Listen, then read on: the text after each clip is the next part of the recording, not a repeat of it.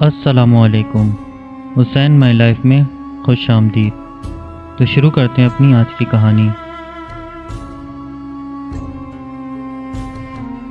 قزوین کے مضافات کا رہائشی ایک شخص مزدوری کے لیے تہران گیا۔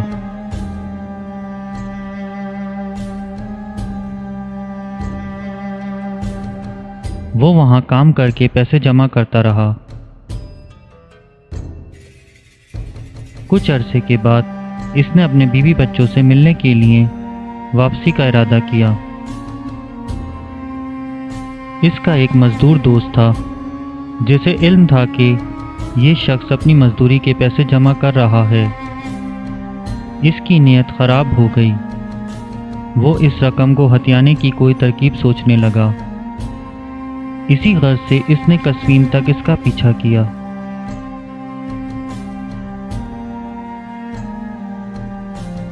وہ مزدور اپنے گھر پہنچ گیا۔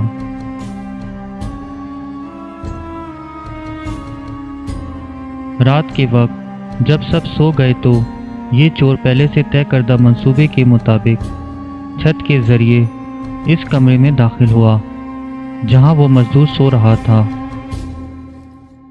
اس نے بڑے آرام سے بغیر کسی آہٹ کے ان کے بچے کا گہوارہ جس میں بچہ سو رہا تھا وہاں سے اٹھا کر باہر صحن میں رکھ دیا۔ پھر اس نے بچے کو اٹھا دیا تاکہ وہ روئے۔ جب ماں باپ نے بچے کے رونے کی آواز سنی تو بیدار ہو گئے اور دیکھا کہ بچے کا گہوارہ وہاں نہیں ہے۔ وہ لوگ فوراً صحن کی جانب دوڑے۔ عین اسی وقت چور کمرے میں داخل ہوا۔ وہ رقم ڈھونڈ کر ابھی کمرے سے باہر نکلنا ہی چاہتا تھا کہ اچانک شدید زلزلہ آیا اور وہ ان پیسوں کے ساتھ وہیں پر ملبے تلے دب کر ہلاک ہو گیا۔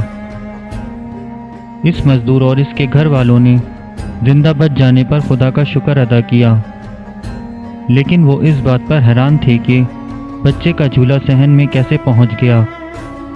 پھر جب انہوں نے گھر کا سامان اٹھانے کے لیے ملبہ ہٹایا تو نیچے سے ایک شخص کی لاش نکلی جس کے ہاتھ میں پیسے تھے۔ اس طرح سے انہیں اصل ماجرے کا علم ہوا۔